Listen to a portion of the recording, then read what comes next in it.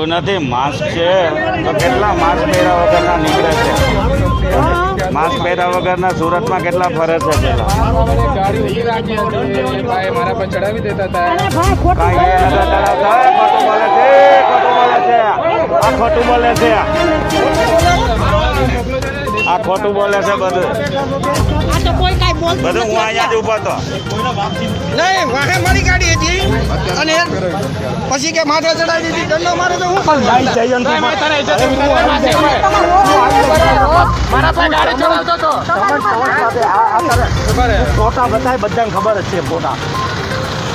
નામ બોલો તમારું. નથી બોલું. ડોક્ટર દિનેશ વાટી. તમને માસ્ક બાબતે અમે ઉભા નાખ્યા છે બધા. તમે અમને શું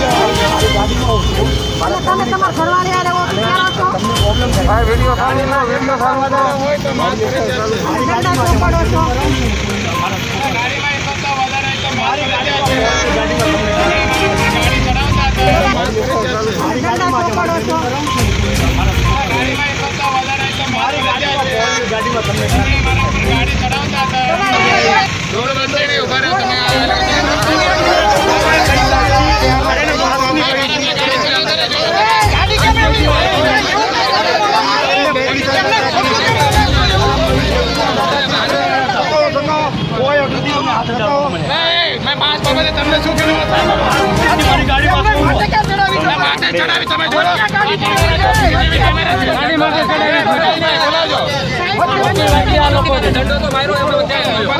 દંડો માર્યો તો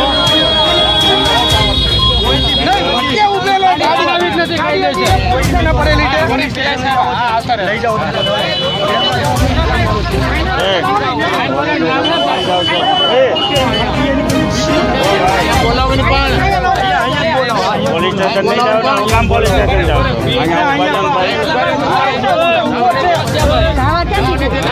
જવા ન દેતા. કાલે બીજાને લઈ જાય.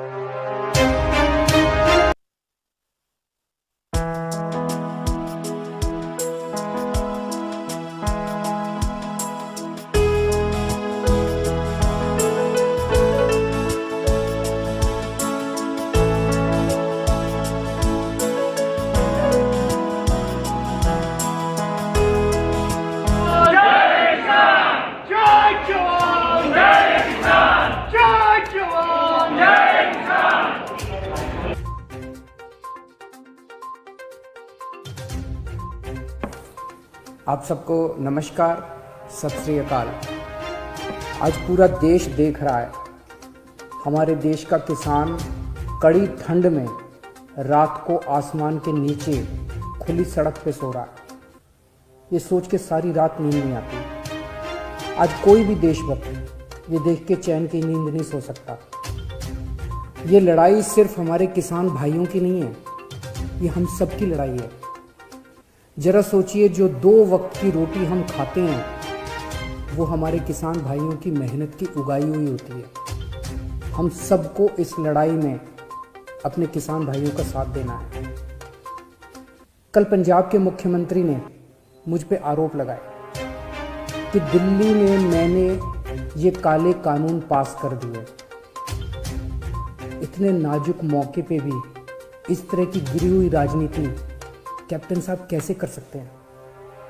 ये तो तीनों केंद्र के कानून हैं। जिस दिन राष्ट्रपति के इन तीनों कानूनों पे दस्तखत हुए थे, उसी दिन ये तीनों कानून पूरे देश में लागू हो गए। अब ये किसी राज्य सरकार के ऊपर नहीं है कि वो इन्हें लागू करेगी या नहीं करेगी। अगर राज्य सरकारों पे होता तो देश भर से किसान केंद्र सरकार से बात करने के लिए दिल्ली क्यों आते? वो अपने अपने राज्य के मुख्यमंत्रियों से मांग करते। ये कानून केंद्र सरकार लाई है और कोई भी राज्य सरकार इन कानूनों को ना तो रोक सकती है और ना पास कर सकती है। अब सवाल ये है कि जब कैप्टन साहब को ये बात पता है तो फिर उन्होंने मुझ पर ये झूठे आरोप क्यों लगाए? इसका एक बहुत बड़ा कारण है। जब से हमने दिल्ली के 9 स्टेडियम को जेल बनाने से रोका है, तब से केंद्र की भाजपा सरकार मुझसे बहुत ज्यादा नाराज है। केंद्र सरकार का पूरा प्लान था कि जब किसान दिल्ली आएंगे तो उन्हें इन 9 स्टेडियम में डाल देंगे। हमने स्टेडियम को जेल बनाने की इजाजत नहीं दी, तो वो लोग अब मुझसे बहुत नाराज हैं। मुझे पता है कि स्टेडियम को जेल बनाने के लिए मुझ पे कितना दबाव आया था, किस किस का फोन नहीं आया। लेकिन जिंदगी में कुछ ऐसे मौके आते हैं जब आप अपने जमीर की सुनते हो, नतीजे की परवाह नहीं करते। कैप्टन साहब, क्या इन्हीं लोगों का आप पे दबाव है जो आप मुझ पे झूठे आरोप लगा रहे हो, मुझे गालियां दे रहे हो, बीजेपी की बोली बोल रहे हो, बीजेपी के साथ ये दोस्ती निभा रहे हो, या कोई दबाव है क्योंकि आपके परिवार पे ईडी के केस चल रहे हैं आजकल और ईडी के नोटिस भी आ रहे हैं आजकल। कैप्टन साहब के पास ये बिल रोकने के कई मौके आए। पंजाब के लोग पूछ रहे हैं कि तब कैप्टन साहब ने इन बिलों को क्यों नहीं रोका? आज से 1.5 साल पहले 2019 में केंद्र सरकार ने ये तीनों काले कानून बनाने के लिए एक कमेटी बनाई थी। उस कमेटी में पता है कौन था? उस कमेटी में कैप्टन साहब थे। कैप्टन साहब, पंजाब के लोग आपसे पूछ रहे हैं कि आपने उस कमेटी में इन काले कानूनों को क्यों नहीं रोका? आपने कमेटी में एक बार भी इन काले कानूनों का विरोध क्यों नहीं किया? आपने बाहर आके लोगों को क्यों नहीं बताया कि केंद्र सरकार इतने खतरनाक कानून बनाने जा रही है? कैप्टन साहब, आपके पास 1 नहीं, 2 नहीं, 3 नहीं, इतने मौके आए जब आप इन बिलों को रोक सकते थे। आज पंजाब का किसान आपसे पूछ रहा है कि आपने ये बिल क्यों नहीं रोके? आज दिल्ली की सरहद पे पंजाब का किसान है और देश की सरहद पे उसी किसान का बेटा पंजाब का जवान है। अभी कुछ दिन पहले पंजाब के एक किसान सरदार कुलवंत सिंह जी दिल्ली की सरहद पे बैठे हुए थे और खबर आई कि उनका 22 साल का जवान बेटा सुखबीर सिंह बॉर्डर पे देश के लिए शहीद हो गया।